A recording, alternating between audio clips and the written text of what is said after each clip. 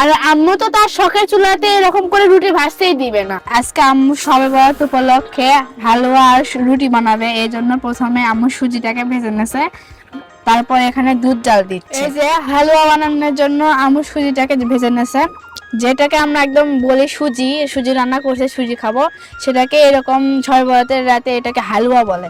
ছয় বরাত উপলক্ষে আব্বু আটা কুটে নিয়ে আসছে, আর সেই আটাই এখন আমি আনতে যাচ্ছি, কারণ এটাতে রুটি বানানো হবে, চালের গুঁড়া। আর আমি স্কুলে ছিলাম তখন আব্বু গেছে কোনটার থেকে নিয়ে এটা এখানে অনেকগুলো দাও, সেখান থেকেই নি গাইস। এখন আমি কদাতে অনেকগুলো আটার গুঁড়ি নিচ্ছি, এগুলো দিয়ে এখন রুটি বানানো হবে। আম্মু হ্যাঁ নিয়ে আসো, দেখো তো এতগুলো। হাই রে চুল, দেখেন বন্ধুরা অনেক আটা লিয়ে যাচ্ছে, আপনাদেরও দাওয়াত থাকলো। আর একটু আরেকটু আম্মু এ আবার কি কটা ভরে আনা না? না এবার ঠিক থাকবি, কিন্তু কে জানে কতটুকু আন্না লাগবি। হোক, ওইখানে আসা আটা লাগে, এত রুটি কে খাবি? সবাইকে দিতে হবে না, সবাই বাড়িতে আমরাই তো খাবো। রুটি। আর দেখতে দেখতে আম্মুর এইদিকে সুজি রান্নাটা হয়ে গেল, একদম পারফেক্ট হয়েছে খেতে, আর একটু ভালো পর আছে না জমে আম্মু? যাবে। হ্যাঁ এখানে আমি পানি তুলে দিছি গরম, পানি ফুটে গেলে চালের আটা গুলো দিয়ে রুটি করার জন্য কা করে নিব। দুনিয়া হ্যাঁ তুমি ধীরে ধীরে ঢালে দিবা, আমি নাড়মু। আচ্ছা দাও, আটাগুলো ঢেলে দাও। পানি গরম হয়ে গেছে, এখন আমি চাউলের গুঁড়াগুলো গরম পানির ভিতরে দিচ্ছি, আর আম্মু নাড়া দিচ্ছে যেন কাগুলো ভালোভাবে পানির সঙ্গে মিক্সড হয়। দাও ঢাললে দাও না। জোরে দাও দাও, একটু দম লাও।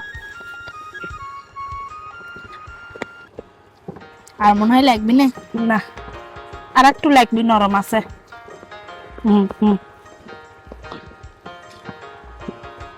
এরকম আম্মুর সাথে হাতে হাতে কাজ করে দেওয়া হচ্ছে, আর কোন জিনিসে কিভাবে রান্না দাও, করা আরেকটু হয়, দাও। কিরকম পরিমাণ লাগে টাইম লাগে সেটাও শিখে দেওয়া হচ্ছে। এই চাউলের আটা খাওয়া ভালো না হলে রুটিটা ভালো হয় না, রুটিটা ফেটে ফেটে যায় আর খসখসা লাগে। রুটির খাওয়াগুলো খুব সুন্দর হয়েছে।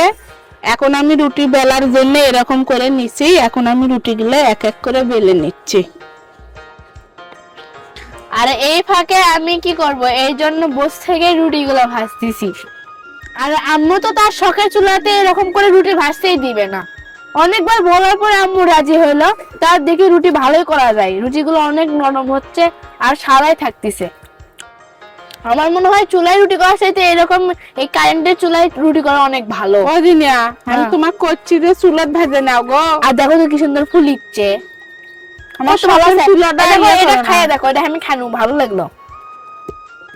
গাইস এখন আমরা মা মেয়ে দুইজন বসে থেকে রুটি বানাচ্ছি, আম্মু বানাচ্ছে আর আমি ভাজতেছি।